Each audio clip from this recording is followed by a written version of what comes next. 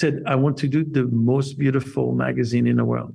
So I said, you have to call Liz Tilberis. And I happen to know she's at home now because I've just put the phone down on her. And she's the best person, absolutely, clearly the best person for you for editorial Bazaar. I mean, Vogue had really had no competitor for a very long time. I remember it feeling so special. And I knew that this new launch of Bazaar was going to be different. This was a risk that people were taking, but it was such an exciting risk. To be honest, we gave such a good run to Vogue. Everybody thought it was fabulous. You know, they thought this is really new. When you go back to the Costume Institute, when you go back to the fact that they used to alternate, can you imagine that someone else used to be in charge of that? When you were working there, you didn't think you were changing things. We were just working. It changed my life, changed my career, changed who I am as a person. Because the only thing you wanted to do is to please Liz. In 1992, Vogue was, as now, fashion's global Bible, and Anna Wintour was, as now, its famous editor-in-chief, known, at 42 years old, as the Queen of Condé Nast.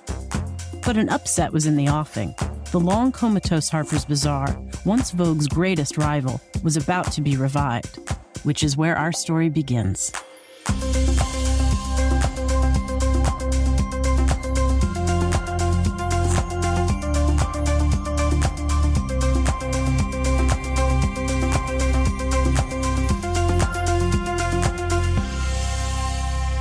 I'm Dennis Golonka. I'm Cynthia True. Back in 1992, we were brand new assistants at Harper's Bazaar and witnessed firsthand its remarkable return from newsstand oblivion to its former status as America's most innovative fashion magazine. The 90s were the era of celebrity designers and supermodels.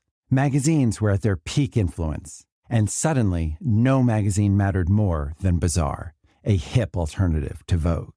This is Blow Up, when Liz Tilberis transformed Bazaar. You're listening to Episode 1. Enter Elegance. And Harper's Bazaar was 125 years old when I took it over. There is a time in every magazine's history, particularly after 125 years, when something has to be done. And the company that owned it, which is Hearst, decided that something had to be done at that particular point. So they just wanted to completely change the magazine. It happened. And so I was asked whether I would like to do it. It was a massive task. And I laid out a proposal and said to Hearst, you know, I would love to do it, but this is what I need. This is what you're going to have to give me. This is how much it's going to cost. And they all said yes, which was great. When Hearst Publishing announced on January 7th, 1992, that Liz Tilberis, editor of British Vogue, was defecting to Harper's Bazaar, the headlines were global. Liz, after all, had been Anna Wintour's second-in-command just a few years earlier. The London Daily Express covered it with Liz and Anna wage savage frock war. The Daily Mail announced, fashion queens fall out. I think that the press really saw, wow, this is really great. That's Susan Magrino, Liz's former publicist. Susan started out with Martha Stewart in 1983 and has worked with brands from Cuisinart to the Ritz-Carlton to Christie's International. She also has a very glamorous Instagram.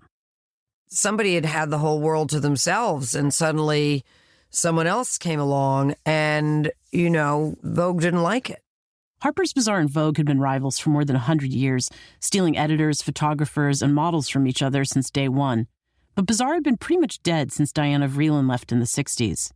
I mean, Vogue had really had no competitor for a very long time. So when Claes Barenberg, who was the president of Hearst Magazines at that time, made the decision to bring Liz in to revamp it and to really make it different and make it very fashion forward, there had been a lot of anticipation. And of course, Anna and Liz facing off in Chanel was a lot more exciting than your usual bald billionaires duking it out.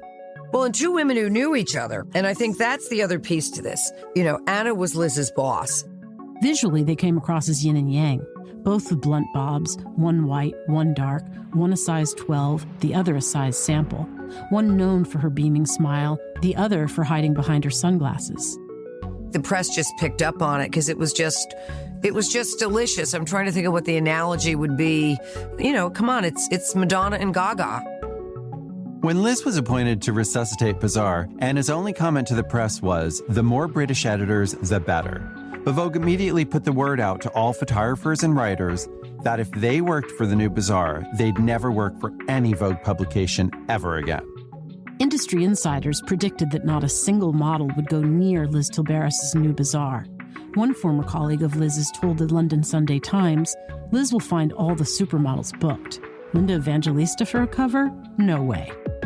Cy Newhouse, chairman of Condé Nast, even said publicly, quote, "We won't share." So everyone knew that by taking on Vogue, Liz was taking a big risk. Not only was she facing a talent embargo if Bazaar failed, and a lot of people thought it might, Condé Nast had told her she would never work at any of their publications again. But Liz couldn't turn down Harper's Bazaar. It was hugely tempting to try bringing Bazaar back to its former glory, and Hearst was giving Liz total financial and creative freedom.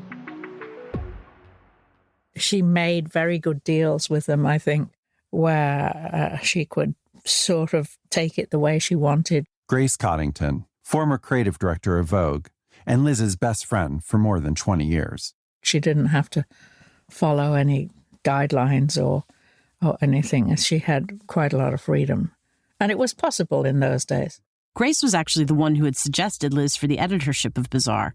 Although Grace worked for Vogue, as Liz's dearest friend, she desperately wanted her to move to New York. I had been trying to get Liz over to America because she was kind of sad without me, and I was certainly sad without her. As a student of fashion history, Liz had a deep respect for Bazaar's legacy.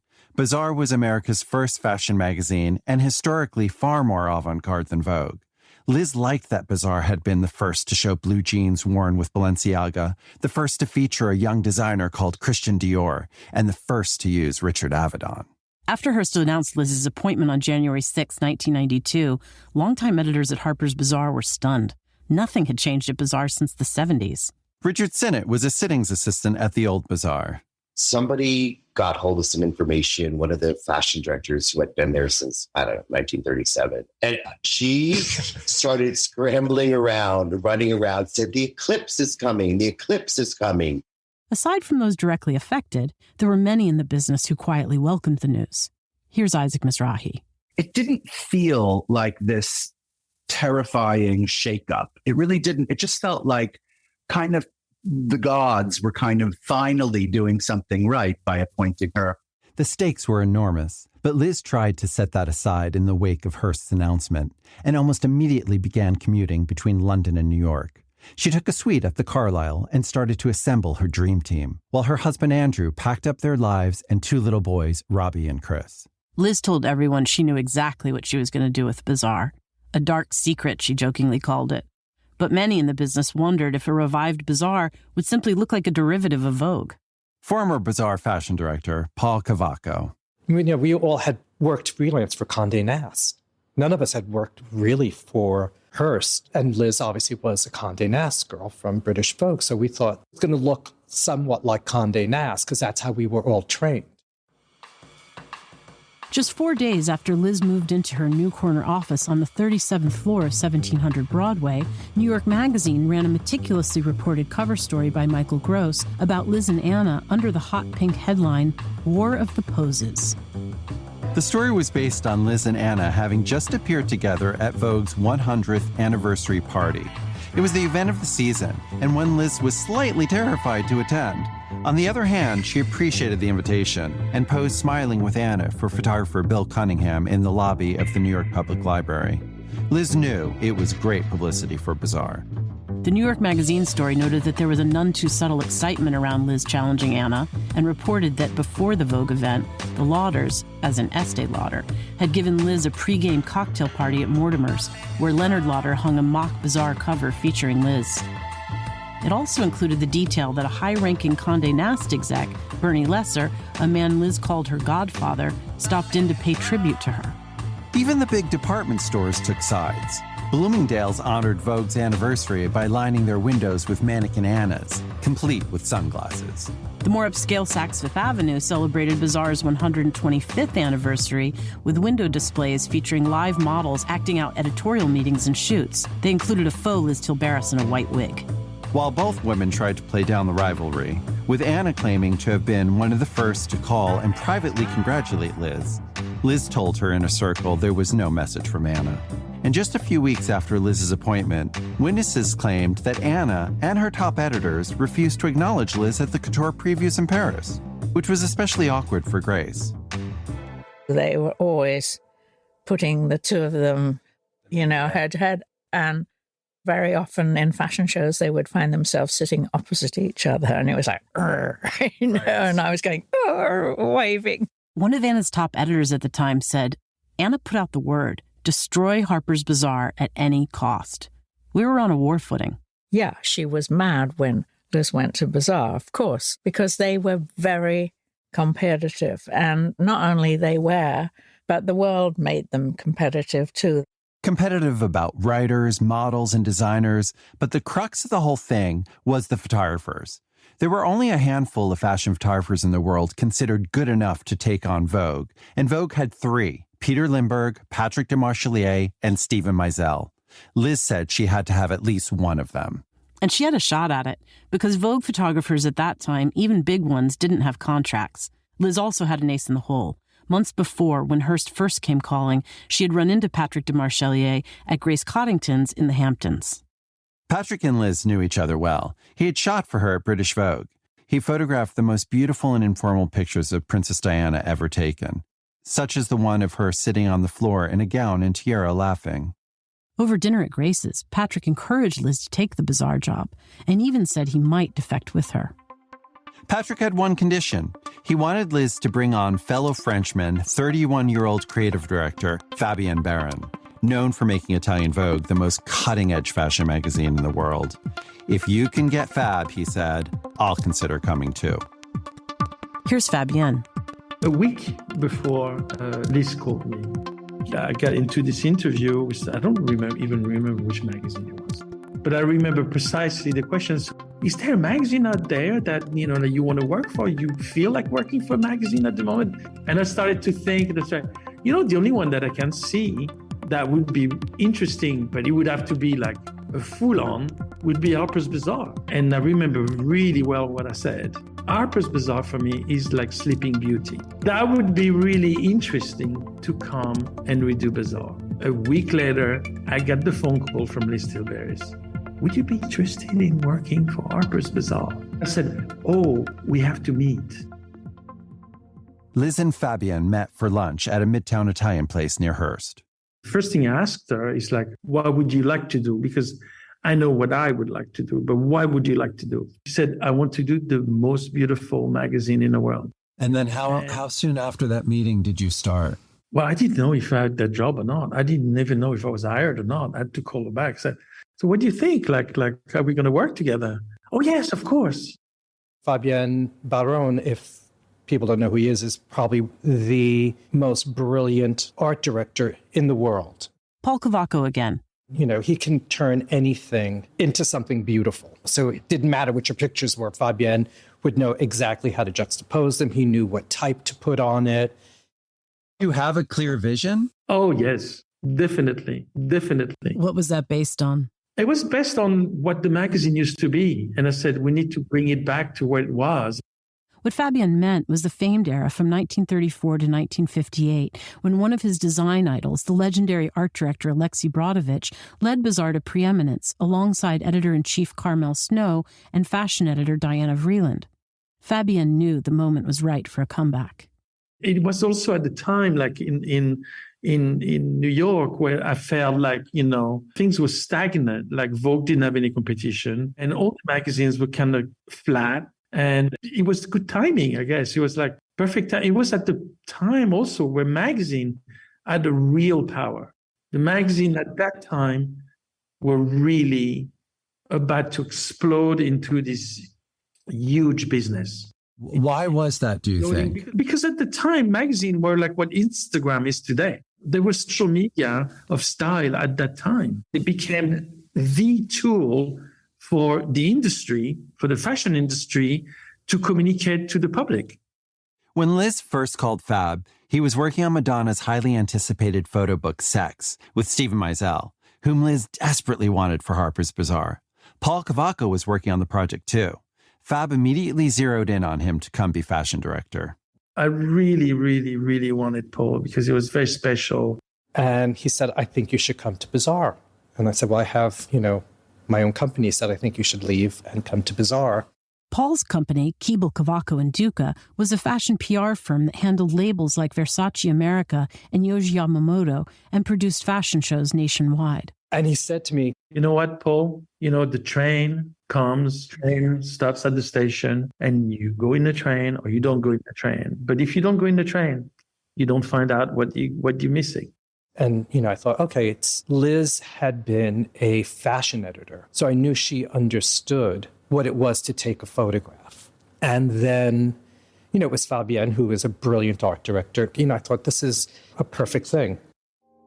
By hiring Paul, Liz also avoided raiding Condé Nast's talent. Next, she drafted Tonne Goodman, who was a fashion director at Calvin Klein. Tonne was a former model who had been discovered by Vreeland. She had a crisp, modern sensibility that Liz adored, and it balanced well with Paul's dreamier aesthetic. Here's Tonne.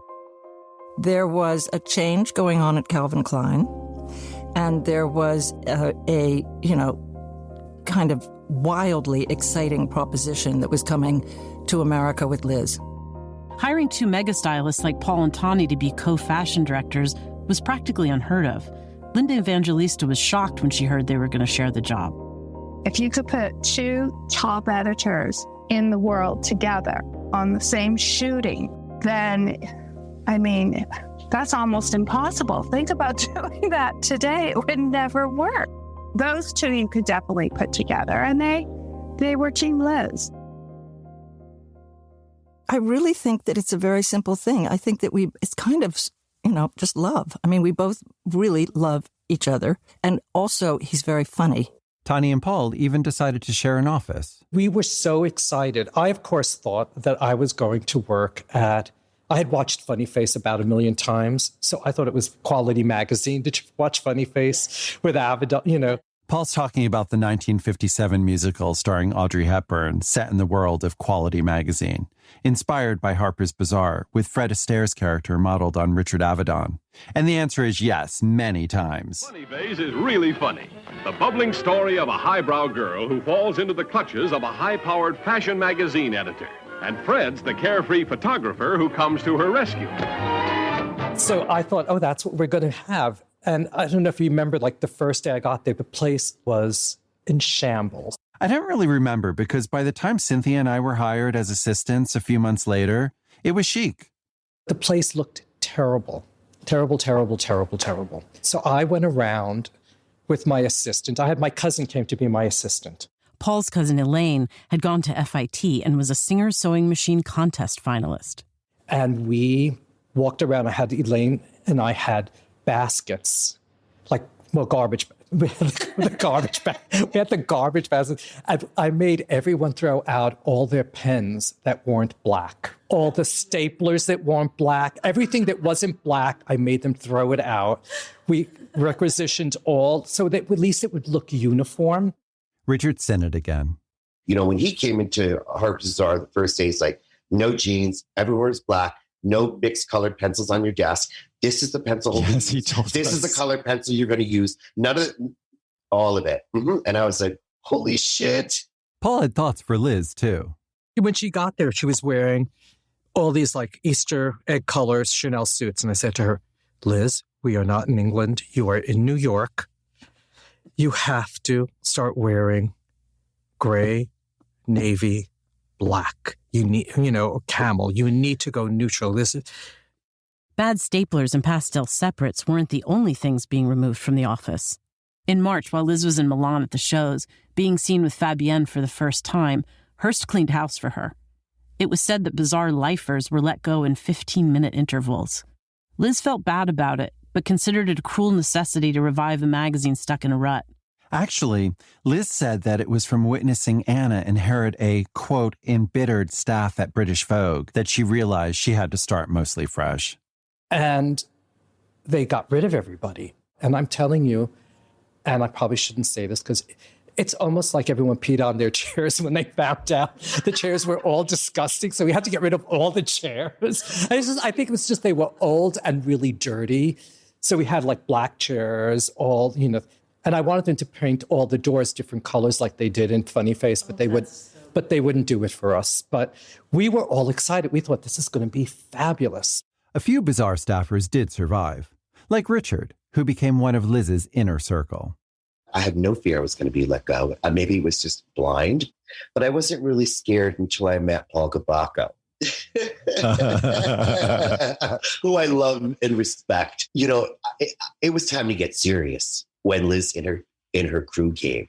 Liz's crew, principally Fabien, Paul, and Tonne, had long conversations about how to reference Bazaar's glorious past. Fabien was like the new Brodovich. It was very inspired by that. Tonne and I were inspired by the shoots during that time period. You know, and so we tried to modernize all of it, but make it somehow a nod to the heritage so that there was a continuity rather than a sort of full redoing of it. Yes, of course, definitely. Like Brodovich to me was like a master at what he does, at what he did. And I had seen his work. I'd seen some of his spreads in magazine and things, but I didn't study him. I mean, my big thing, talking to the editors and everything, we have to do something modern. We have to do something modern. We cannot look back. We have to be careful when we do retro stories. We really have to be careful. Let's move forward. Let's go forward. Let's push. Let's push. Liz and Fabien knew their debut cover, in particular, had to be stunning. The kind of image that would announce a new age. Fortunately, Patrick de Marchelier was ready to officially join Bazaar. Liz went to his New York apartment with his contract in hand. She said he was so nervous about leaving Vogue, he had to lie down while he signed. Now that they had Patrick, they decided to go for Linda Evangelista.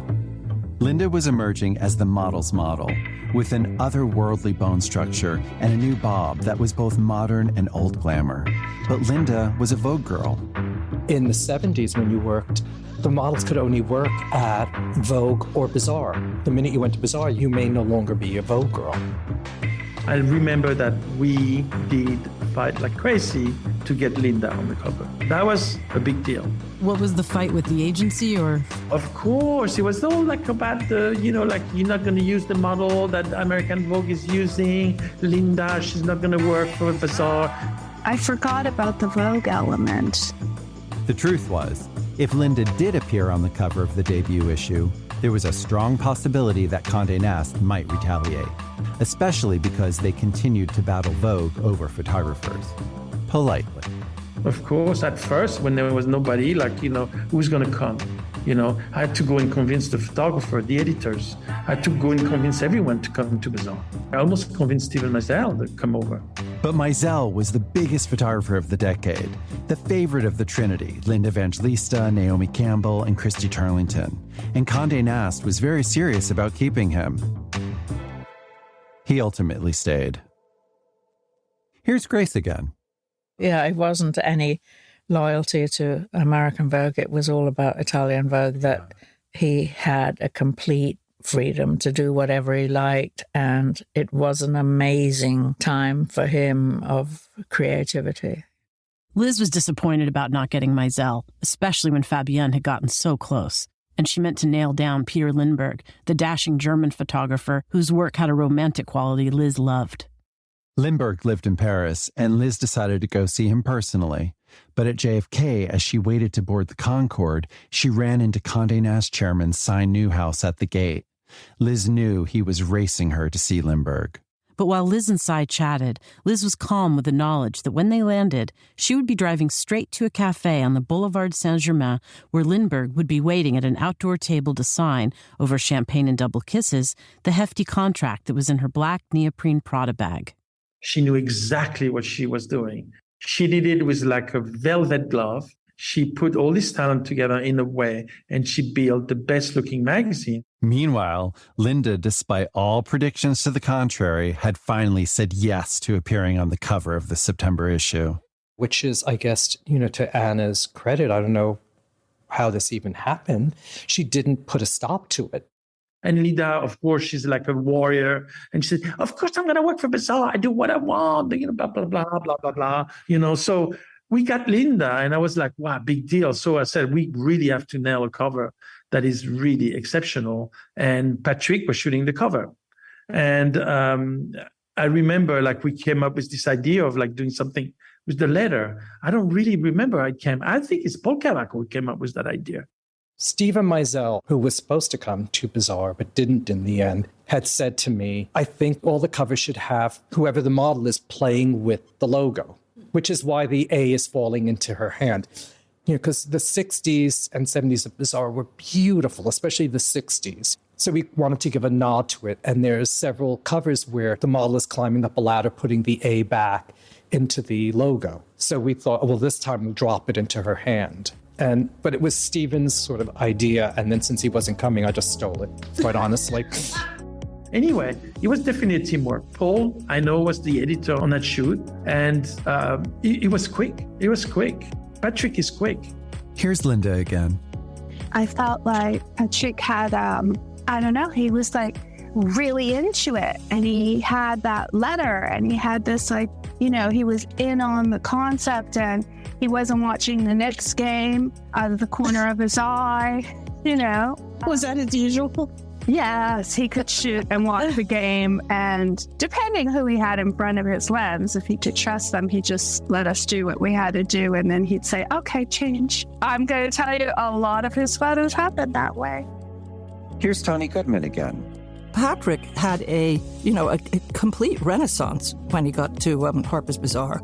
And that really is because of Paul. I think that the work that he did with Paul really opened up a whole new vista for him because Paul had his own creative foresight and imagery that he wanted to see on the page. The thing I remember is like Paul had made the letter fake in cardboard for to hold it. And I said, no. Just put the hand there. We don't need the letter. I'll do it with the logo. This being 1992, there was, of course, no Photoshop. There was no manipulating an image on the computer. It was all done by hand.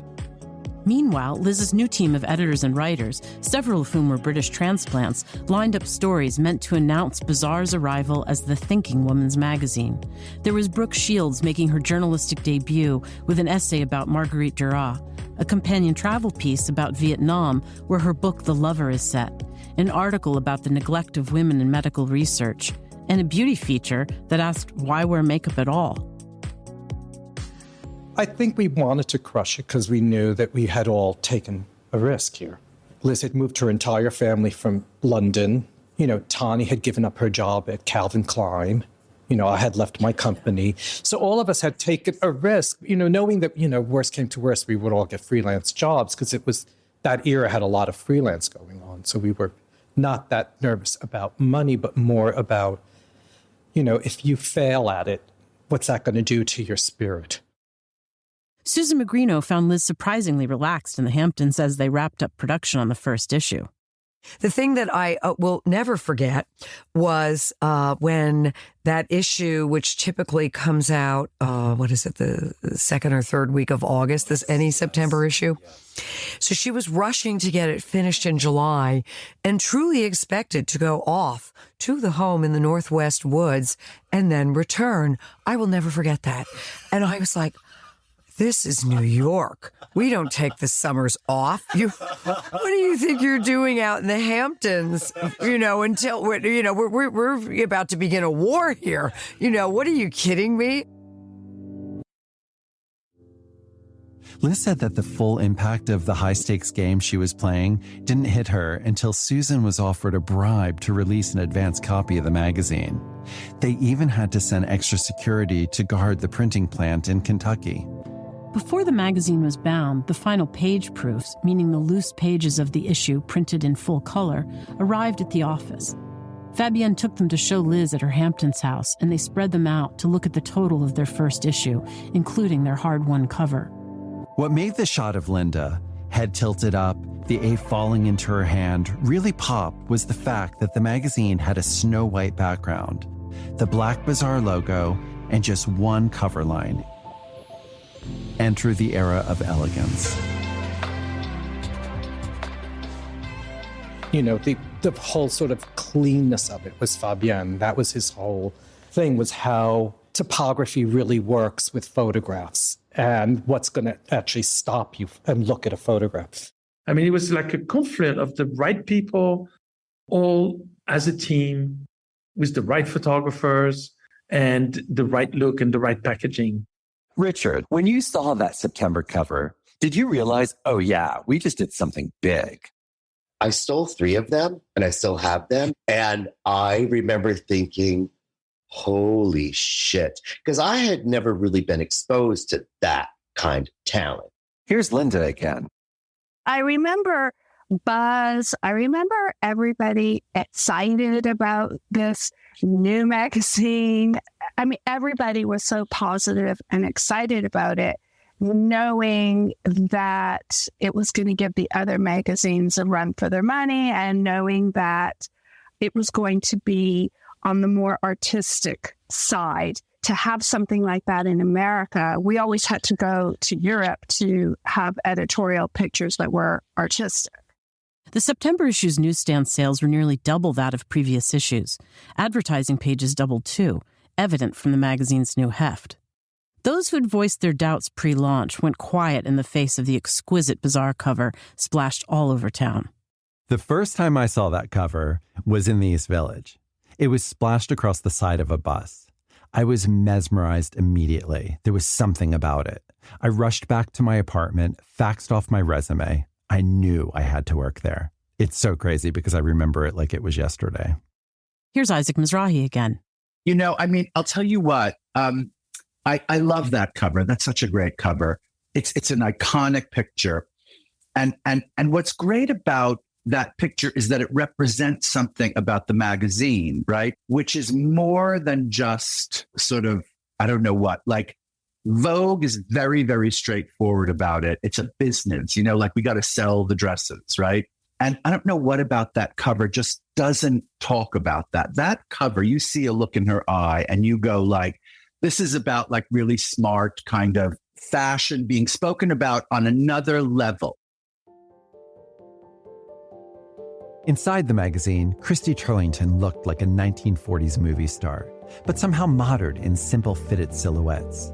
And then, a few pages further in, there was the biggest story of the well, 10 pages that showcased a brand new British face, Kate Moss, in a colored-drenched Patrick de Marchelier shoe that paid tribute to 60s London. Kate had been modeling since age 14, but this was her first appearance in an American magazine. The bookings editor, Sarah Foley, who discovered Gia in the 80s, had Moss on her radar when she arrived at Bazaar and showed her pictures to Paul Cavaco. It was the first issue, and I was, doing this one studio shoot with Patrick, and I was looking for someone, and she said, "Have you seen this girl?" Sarah had a book that belonged to Mario Sorrenti, who was a model and an emerging photographer. He'd taken a bunch of photos of his girlfriend, Kate. He didn't have the money to print them, so he would take the contact sheets and cut them out and write on them and stuff, and that became the scrapbook. But Sarah Foley shows her to me. I said, "I've seen her," and she said, "Stephen Meisel just photographed her. Call him and see what he thought." So I called Stephen. He said, "The face is glorious, but she's tiny. Just know that." So we, for the clothes. Mm-hmm.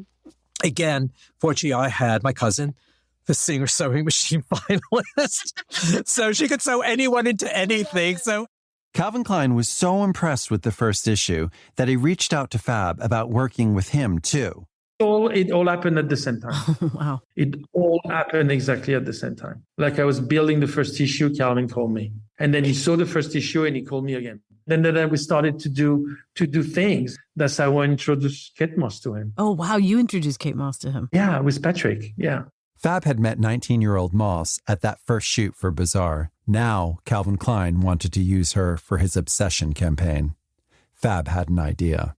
You're the one who sent Kate Moss and Mario Sorrenti away with a camera for the weekend, right? Yes, because for obsession, I was thinking what can we do for obsession? What can we do for obsession? Calvin really wanted Kate. And I said, but the best thing to do, Calvin, to be honest, those two, they're crazy about each other. Mario Sorrenti, and they're really crazy about each other.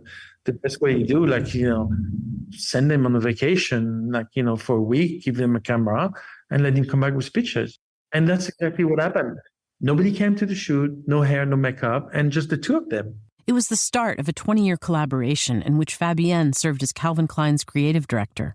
His deal with Hearst allowed Fabien to do it all. About a month after the debut issue hit the stands, Cynthia and I started as assistants at Bazaar. I was in fashion features. Dennis was in the art department. We started the same day. We met at orientation. And I think we were both fully aware that we had fallen into a moment. The excitement about the first issue was still huge. Everyone in New York was talking about it. Right. And even if you were more Urban Outfitters than Armani like us, it was obvious you were working with the best of the best. And they had pulled off this big thing and everybody knew it. And they were fully confident they were going to keep it going. The art department became a little bit like a pub. Photographers always showing up. So we'd put the darts up. Oh, right, the darts. Oh, I remember your dartboard. Oh, yeah, like it, and they would bring beer, and then it was all British, David Sims would come up and play darts, and we have beer, and then Glenn Lushford would show up, and boom, and then we were playing more darts, and then Terry Richardson would come up, and then playing more darts. I mean, to the point, playing darts with every single photographer most of the day. We had the wall was covered with dots. It was covered and Liz was saying come on guys, you gotta, the layouts we didn't like, we started putting the layouts we didn't like shooting the pictures or the models that did, that was not a great picture, bam, we were shooting the pictures. We didn't play so much. You were there when I did a runway on the table and $9,000 worth of damage. Yes. Yeah. It was the Lucky Chang drag downstairs. queen place. Lucky Chang. Lucky Chang's. Yep. Lucky Chang's is New York's longest running drag cabaret and restaurant. It was Richard Sinnott's 30th. We had a whole room downstairs, and they set up these tables all connected in a big square. Everyone kept saying, Richard, runway. Yes. And I'm like, no. Too many people. I don't want to do it on call. I only do it when I want to do it. No. And then runway. And I don't know, there was, like Dennis said, it was a big, a wedding reception table. And they kept saying it. And I was just like, okay. I hopped up on the table filled with dishes. And I did a runway. I spun the corner. Flying glasses falling, breaking, dishes crashing. Yeah. And I did a really good job. I was doing Kirsty Hume. And because, she lifted on, she did a trot like a horse, and I had to get over the plates. It was good. You trotted. Yeah. And I think someone got cut in the face. And all everyone knew was that it was a lot of fun. And then turns out no one said a word to me. And I think Fabien wrote a check for $9,000 for the damages, or Fabien paid for it. Fab, it was Richard's 30th birthday party. Do you remember? Oh, yes. Oh, my God. When he walked on the tables and did the runway? Yes, of course. I mean, Richard, he was the mascot. He was amazing. Richard, what a fun guy that was. I never got it. No one ever said, Richard, that was inappropriate and you caused damage that Harper's responsible for. They're like, how much for that? No. Yeah. No problem. It's your birthday. Honestly, it was kind of an open checkbook environment, and that's hard to fathom today. We had expense accounts and Prada discounts. And back then, the senior editors had their own cars and drivers waiting at the curb all day. We would need clothes in a hurry, and good clothes, Chanel, Paris. And Liz like, who can we send over to go and get this dress? And someone said, Richard Sinnott has a boyfriend in Paris. So every weekend, every other week or something, Liz would, will you go pick up this dress? I'm like, yeah, sure. And I'd fly first class, get the dress, have caviar, foie gras, champagne, fly back. Here's the dress. It helped a lot, of course, that the spending added up to Harper's Bazaar unexpectedly winning 2 Ellys, a.k.a. National Magazine Awards, in April, just 8 months after Liz's first issue. Hearst was pleasantly shocked. Claes Barenberg had told Liz and Fab not to expect too much. He said it was an intellectual crowd, but we won in both the design and photography categories. Liz and Fab rode back to the office together, screaming all the way and waving their Ellys out the window. Hearst took out full-page congratulatory ads in the New York Times. Here's Susan Magrino again. Winning the Ellys, the magazine award, that was huge. I also think that, with all due respect to, George Lois and Henry Wolfe and all of the other great creative directors of Bazaar in the past, and Melvin Sokolsky, I think that, she really brought that back and really elevated, the importance of graphic design and the importance of photography. And you'd wait. Remember how you'd be so excited? Oh my God, I got the new issue. Nobody's going out tonight. Liz was the toast of New York, not just because Bazaar was white hot, but because people really liked her and wanted her and her artist husband Andrew at their parties and benefits. They were just so charming, and it was so lovely to witness their embracing of New York and New York embracing them. And it was just so exciting, and what a wonderful time. I remember the townhouse on, I think it was East 88th Street. Liz and Andrew rented it from the director Mike Nichols. It was a brownstone with a triple-height atrium, and it had these huge windows that opened onto a garden with a koi pond. Liz's professional and personal life was almost unimaginably good. She was excited to celebrate her best year by throwing a Christmas party for 250 people at her home. She recalled later the limos that lined her entire block that night. She took in the double roaring fireplaces, the massive tree with tiny feathered robins, and the Moroccan tent in the garden. One of my big memories from that night was walking in the door. I remember Liz standing and greeting each one of us as we entered, and she had something different to say to every one of us. For me, she told me how handsome I'd looked. When I came in, there were white poinsettias all over the place. I remember there was food being passed left and right. And also, she just looked so beautiful. I think she was wearing a plum gown.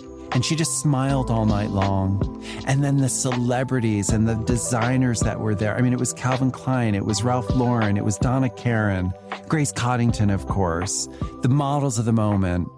It was just spectacular. What no one knew was that 2 days before, Liz had been diagnosed with stage 4 ovarian cancer. She had told doctors that surgery would have to wait until the day after her party. The only guest she told was Grace. Yeah, that was a terrible night. I was in shock after that. Because we had the whole party and everybody was laughing and drinking and I was just about to go and she pulled me on one side and into the bedroom and she said, I just have to tell you this. I have cancer and it's a bad one.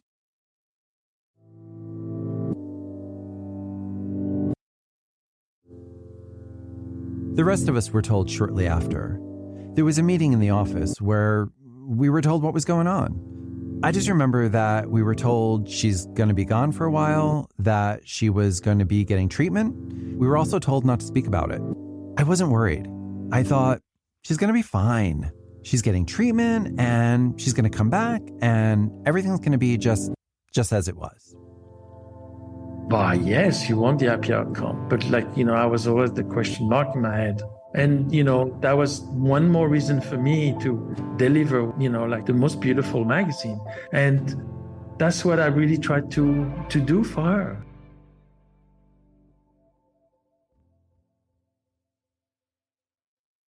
On the next episode, we get to know the real Liz Tilberis, a woman who was not just Anna Wintour's saintly polar opposite, but a highly skilled strategist with quite a competitive streak and a bit of MI6 training. We'll also talk to Princess Diana's former private secretary, Patrick Jeffson, and her hairdresser, Sam McKnight, about the close bond between Liz and Diana, and to Linda Evangelista about a secret breakfast meeting they all had in the British Vogue days. We hope you'll join us. Thank you for listening. Blow Up is hosted and produced by Dennis Golonka and me, Cynthia True. It was written by me, Cynthia True. Editing and mix, Clay Hillenberg. Original theme song, Stephen Phillips. Sound design, Eric Weiss. The episode was recorded at Voice Tracks West, Digital Arts New York, and The Cutting Room. Special thanks to Clay Morrow and Matthew Saver.